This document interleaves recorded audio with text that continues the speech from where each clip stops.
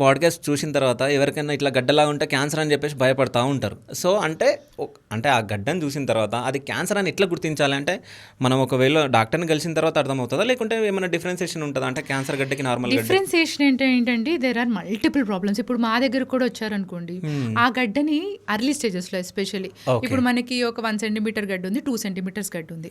నేను కూడా క్యాన్సర్ స్పెషలిస్ట్ని రోజు అదే చేస్తాను, చాలా క్యాన్సర్స్ చూసుంటాను, కానీ నేను కూడా చెప్పలేను అది క్యాన్సర్ కాదా అని. ఓకే, మనకి తెలియాలి అంటే అడ్వాన్స్డ్ స్టేజెస్ గడ్డలు ఉంటాయి.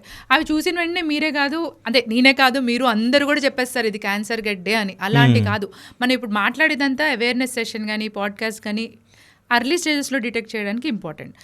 సో గడ్డ ఉన్నప్పుడు మీరు మా దగ్గరకు వస్తే మాకు క్లినికల్గా కొంచెం ఐడియా వస్తుంది ఇన్ ఫేవర్ ఆఫ్ దిస్ మ్యాలిగ్నెన్సియా లేదంటే నాన్ ఫేవరబుల్గా ఉందని. దీని తర్వాత మేము ఇమేజింగ్ చేసుకుంటాం. ఇమేజింగ్ అంటే డిజిటల్ మ్యామోగ్రామ్ అంటారు, ఎక్స్రే, అల్ట్రాసౌండ్ కూడా చేస్తాము.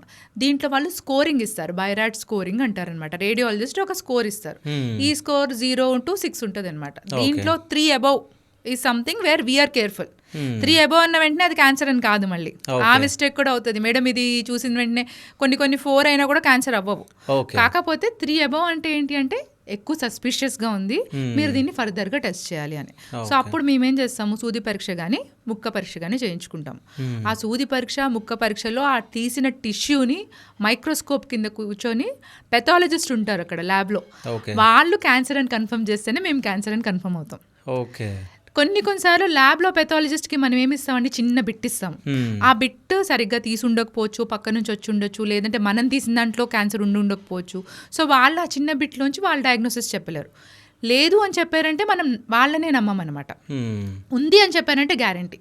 క్యాన్సర్ లేదు అన్నారు, కానీ నేను క్లినికల్గా చూశాను, నాకు అనిపించింది రిపోర్ట్స్లో కూడా మనకి ఉంది అన్నట్టు ఉంది, అప్పుడు నేను మళ్ళీ టెస్ట్ చేస్తాను.